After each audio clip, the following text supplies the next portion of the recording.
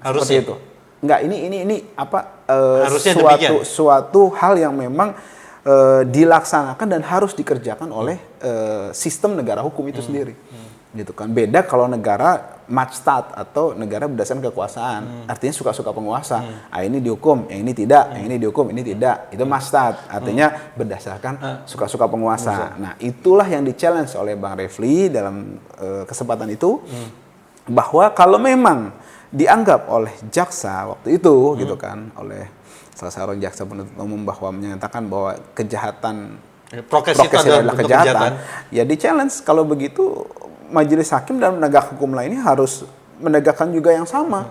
Artinya kerumunan ditangkap, didenda dulu dong pasti kan, kemudian ditangkap, dipenjara, dicabut hak politiknya semua. Gitu harusnya demikian gitu kan, bukan hanya dihukum percobaan atau dihukum denda. Ini kan nggak konsekuen, nggak konsisten seperti itu. Artinya kita khawatir dan juga Pak Refli juga khawatir dalam saat itu ya penjelasannya nanti.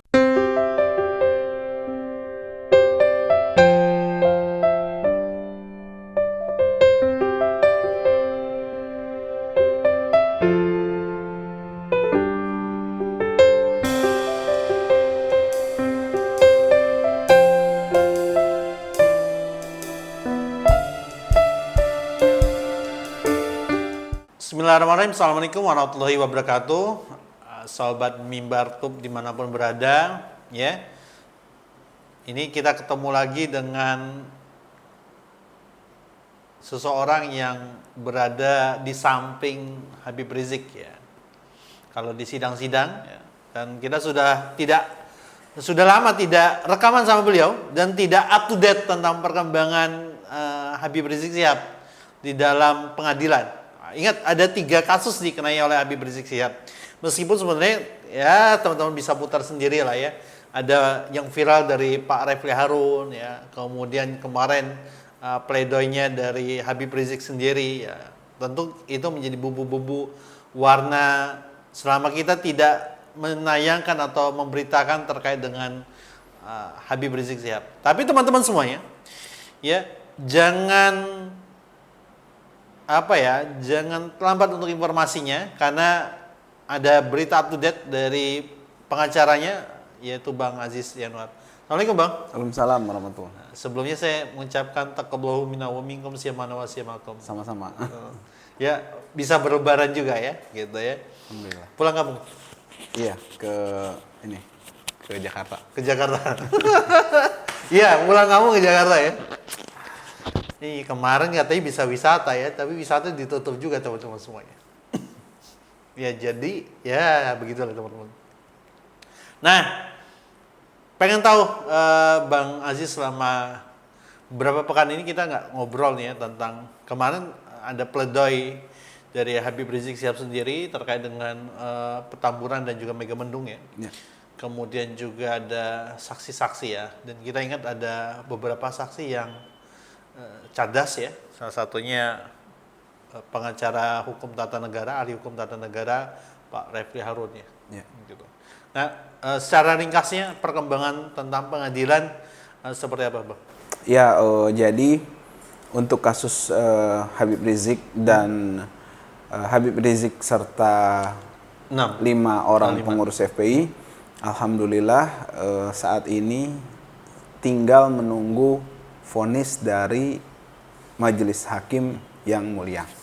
Seperti itu. Jadi untuk kasus kerumunan Petamburan yang melibatkan Habib Rizik dan juga 5 orang pengurus ex-FPI itu tinggal menunggu vonis. Juga kasus kerumunan Megamendung yang dituduhkan terhadap Habib Rizik juga tinggal menunggu vonis yang insya Allah akan dibacakan pada hari Kamis besok.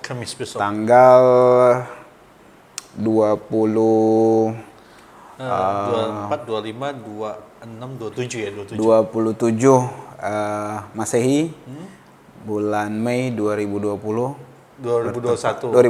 maaf. Kalau Masehi suka lupa, nggak apa-apa. Bertepatan dengan tanggal 16 Syawal 1442 Hijriah. Seperti itu. Wow, teman-teman semua nggak kerasa teman-teman Kamis ya sidang. Nah ini agak Habib dituntut berapa sih oleh JPU? Kalau untuk kasus kerumunan Megamendung, beliau dituntut 10 bulan plus 50 juta didenda lagi, subsidiar 3 bulan. Kalau untuk kasus kerumunan Petamburan, beliau dituntut 2 tahun. Keterlaluan juga kalau masih didenda juga nih ya. Kalau yang Petamburan kan sudah didenda waktu itu. Nah, kalau untuk yang 5 orang pengurus FPI, kalau saya tidak salah dituntut 1 tahun 6 bulan seperti itu. Dan JPU minta untuk dicabut hak ormas ya, hak menjabat ketua ormas itu kepada juga, Bang Sobri Sobri Rublis ya. Dan kawan-kawan termasuk Habib Rizik. Jadi dicabut untuk hak hak untuk berpolitik lah, kurang lebih seperti itu. Ada untuk berorganisasi juga kalau saya tidak salah. Itu secara hukum melanggar hak asasi atau enggak sih sebenarnya? Ya agak sulit juga ya, karena kalau kita bilang melanggar hak asasi, di pihak lain ada yang berargumen bahwa ini adalah bagian dari penegakan hukum. Akan tetapi kalau saya kembalikan lagi bahwa penegakan hukum model ini apakah pernah ada? Ya mereka bilang ini mungkin satu-satunya kan begitu kan. Jadi memang Ya, saya masih ingat kata-katanya. Satu-satunya kasus terunik di dunia ya. Iya, sepanjang sejarah menurut saya boleh dicatat ini. Kalau koreksi kalau saya salah, kalau keliru boleh dicatat. Insya Allah ini akan menjadi satu-satunya gitu kan. The only one ya, Habib Rizik dan kawan-kawan dikenakan kasus prokes seperti ini ya. Tapi alhamdulillah kita tetap bersyukur alhamdulillah ala kulli hal terhadap berbagai rintangan dan cobaan yang menerpa Habib Rizik dan pejuang lainnya gitu kan dalam kasus ini.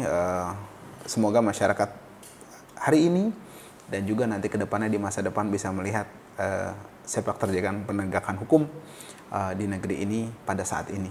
Yang insya Allah kami di sini berharap Allah Subhanahu Wa Taala menggerakkan hati majelis hakim yang memutus nanti, gitu kan, majelis hakim maksud saya yang memutus nanti insya Allah pada hari Kamis untuk memutus berdasarkan keadilan dan sesuai dengan hati nurani mereka. Kemudian juga digerakkan hatinya oleh Allah untuk tidak berbuat zolim. Itu sih. Amin ya. Mudah-mudahan teman-teman semuanya. Yang unik di beberapa sidang terakhir itu adalah Habib Rizik menggunakan syal Palestina ya. Iya. Syal Palestina dan diminta copot gitu sama hakim. Gitu. Iya. Itu emang. Tadinya saya mau pakai juga. Oh gitu. Cuma apa? Ini cukup bajunya aja, cukup baju. Copot bajunya terus gimana? Apa sih sebenarnya? Ya mungkin kan kita sudah lihat ya video pernyataan dukungan Habib Rizik Syihab terkait dengan masyarakat Palestina ya atau serangan brutal dari Israel gitu. Yeah. Ada nggak penjelasan yang lebih dari Habib tentang apa yang harus kita lakukan terkait dengan menolong kaum muslimin yang ada di Palestina? Ya sebenarnya secara singkat padat jelas Habib Rizik menegaskan bahwa mari kita bantu ya rakyat Palestina, kemudian saudara-saudara kita di Gaza, di sekitar Masjidil Aqsa gitu kan, di wilayah Palestina lainnya yang terjajah oleh Zionis Israel sampai saat ini untuk kita bantu sebagai wujud ukhuwah Islamiyah, sebagai wujud memang kita satu tubuh umat Islam gitu, di belahan bagian bumi lain masih terjajah, terzolimi habis-habisan ya oleh musuh-musuh Allah seperti itu kan. Nah, itu bagian juga dari solidaritas umat Islam yang tadi saya katakan satu tubuh. Sederhananya seperti itu. Mari dibantu gitu kan untuk atas nama kemanusiaan. Tidak perlu menjadi muslim untuk menolong, tapi cukup menjadi sesama manusia untuk berempati kepada saudara kita. Menjadi manusia seutuhnya. Ya, menjadi manusia seutuhnya. Dan sebenarnya yang dilakukan Habib Rizik ini tidak jauh berbeda ya dengan pandangan politik menurut saya ya. Dari negara Republik Indonesia itu sendiri. Betul. Dari zaman Pak Soekarno sampai detik ini Pak Jokowi juga komitmen konsisten untuk mendukung rakyat Palestina. Sebenarnya sama sebagai ini satu visi lah, satu visi yang sama untuk membantu perjuangan rakyat Palestina. Sama sebenarnya inilah representasi dari umat Islam, representasi dari warga negara Indonesia, sama dengan pimpinan negara Indonesia lainnya dari Pak Soekarno sampai Pak Jokowi saat ini. Tapi saya agak khawatir nih soal bantuan nih teman-teman semuanya, karena kemarin ada politikus yang minta diusut ya bantuan-bantuan ke Palestina ya. nggak bisa saya sebut namanya teman-teman semuanya, karena kita menjaga betul kode etik jurnalistik. Ya, soal dicopot tadi, menurut saya tadi belum jelaskan, itu hanya ini saja ya Pak, bagian dari etika di persidangan gitu kan, menjaga marwah persidangan. Bukan berarti ketika itu dipasang marwah persidangan hilang, bukan, itu bukan, tapi hanya untuk menjaga kode etik dan juga dalam persidangan inilah ya tadi supaya suasananya inilah tidak diprovokasi atau terprovokasi dengan sudut pandang lain terkait dengan isu Palestina ini. Sebenarnya kekhawatiran itu aja menurut kami, dan kami sangat memahami dan menghormati pihak majelis hakim seperti itu. Ada pesan-pesan dari Habib tentang menjelang sidang akhir ini gitu? Ya, terkait dengan kasus Petamburan dan juga Megamendung ya? Iya, kita minta doanya kepada para pecinta keadilan, kepada para umat Islam dan masyarakat Indonesia secara umumnya yang memang kami yakin mencintai keadilan, kami yakin mendambakan keadilan, penegakan hukum yang tidak diskriminatif gitu kan. Kita mohon doanya dan dukungannya supaya majelis hakim digerakkan hatinya oleh Allah. Amin. Untuk memutuskan dengan seadil-adilnya, sebijaksana-bijaksananya, dan juga memperhatikan fakta baik di persidangan dan juga di dunia serta di Indonesia, bahwa penegakan prokes inilah yang luar biasa gitu kan. Kami berharap dan juga berdoa semoga majelis hakim yang memutus tidak dicatat gitu kan dalam tinta sejarah dengan memutus kasus prokes sedemikian rupa yang tidak kita harapkan. Seperti itu. Ada satu statement ya sebenarnya yang saya masih ingat dari salah satu saksi, Pak Refli Harun ya. Ketika ditanya sama jaksa penuntut umum tentang apakah kejahatan atau tidak itu ya. Itu saya lihat ada dari sudut para terpidana, para kasus gitu, ada beberapa ustadz itu sampai takbir ya gitu. Kata, emang bagus ya katanya kalau pernyataannya itu, ya sudah kita sepakati saja kalau semua pelanggar itu ada pelaku kejahatan, maka semuanya harus diproses. Itu menurut Bang Aziz gimana dengan pendapatnya Bang Refli Harun selaku saksi ahli? Ya, sebenarnya pendapat beliau itu adalah pendapat yang memang mewakili ya para pecinta dan pendamba keadilan dan penegakan hukum yang tidak diskriminatif. Kenapa? Karena memang secara objektif kita harus melihat memang bahwa kalau memang satu pelanggaran prokes ini dianggap sebagai kejahatan, kejahatan itu kan harus ditindak dan diproses hukum dalam suatu negara yang berdasarkan hukum atau Rechtsstaat kan, gitu kan. Jadi saya tegaskan lagi bahwa penegakan hukum di negara yang berdasarkan hukum atau Rechtsstaat itu kejahatan itu harus ditindak tegas ya, tanpa pandang bulu. Harusnya itu. Enggak, ini suatu hal yang memang dilaksanakan dan harus dikerjakan oleh sistem negara hukum itu sendiri, gitu kan. Beda kalau negara Majstat atau negara berdasarkan kekuasaan, artinya suka-suka penguasa. Ini dihukum, yang ini tidak, yang ini dihukum, ini tidak. Itu Majstat, artinya berdasarkan suka-suka penguasa. Nah, itulah yang di-challenge oleh Bang Refli dalam kesempatan itu, bahwa kalau memang dianggap oleh jaksa waktu itu, gitu kan, oleh salah seorang jaksa penuntut umum bahwa menyatakan bahwa kejahatan prokes itu adalah kejahatan, ya di challenge. Kalau begitu majelis hakim dan penegak hukum lainnya harus menegakkan juga yang sama. Artinya kerumunan ditangkap, didenda dulu dong pasti kan, kemudian ditangkap, dipenjara, dicabut hak politiknya semua. Gitu harusnya demikian gitu kan, bukan hanya dihukum percobaan atau dihukum denda. Ini kan nggak konsekuen, nggak konsisten seperti itu. Artinya kita khawatir dan juga Pak Refli juga khawatir dalam saat itu ya penjelasannya. Nanti khawatirnya bukan Rechtsstaat lagi, tapi menjadi Majstat atau penegakan hukum yang berdasarkan suka-suka penguasa. Tapi insya Allah enggak lah, insya Allah tidak. Untungnya negara Indonesia itu termasuk negara yang berdasarkan hukum, teman-teman maksudnya. Hukum, insya Allah. Bukan negara yang berdasarkan kekuasaan, teman-teman. Bukan. Catat ya, ini pelajaran wawasan kebangsaan kita. Ya, negara Indonesia itu adalah negara berdasarkan hukum. Ya. Ini nanti nggak lolos KPK kalau nanti ya. PNS KPK kan teman-teman semuanya ya. Nah. Ini kan Habib Rizik terpaksa, bukan terpaksa, memang harus berlebaran di Polri, Mabes Polri ya. Rutan Mabes Polri. Ya. Ada yang diceritakan nggak Habib Rizik selama berlebaran di Mabes Polri, di Rutan Mabes Polri?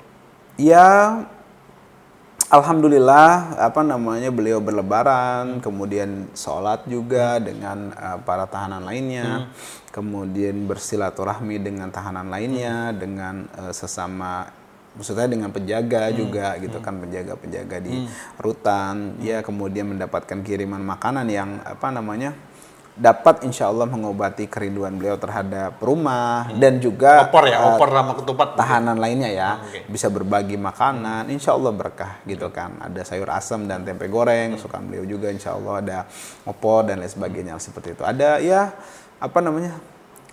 ini kesekian kalinya, kedua kalinya kalau saya nggak salah, Habib saat Idul Fitri menjalani proses hukum ini kalau nggak salah kedua kalinya. Jadi Habib Rizik seorang pejuang dan rekan-rekan yang lain juga tegar insya Allah, apalagi pelayanan di Rutan Mabes Polri juga luar biasa gitu kan, humanis bagus lah gitu kan untuk ukuran tahanan lah seperti itu kan. Jadi alhamdulillah tidak terlalu tertekan, tapi juga sesuai dengan prosedur itu sih. Ya, alhamdulillah kondisi Habib selama ini sehat walafiat ya. Alhamdulillah, cuma kemarin karena sidangnya maraton kan, capean.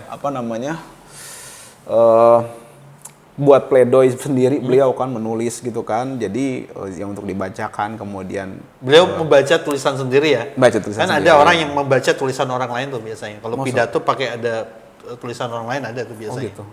Baru tahu saya. Biasanya kan gitu, dibuatkan tinggal baca. Kalau beliau ditulis sendiri, baca sendiri ya berarti ya. Ditulis, kita yang ini koreksi dan membantu untuk mengkoreksi pledoi segala macam.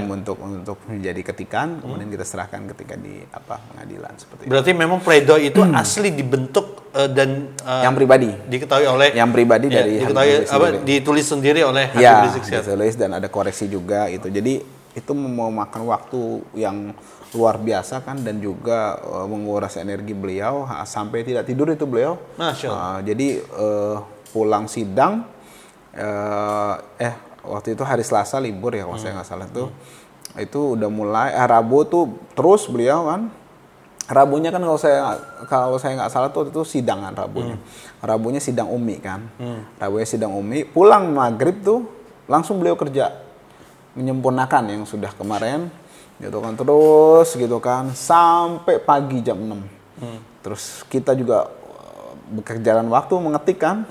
Terus udah gitu di print gitu kan, baru kita serahkan pas di pengadilan. Makanya agak terlambat kemarin karena lumayan jilid dulu kan seperti itu. Jadi sampai beliau terus berangkat sidang itu beliau belum tidur.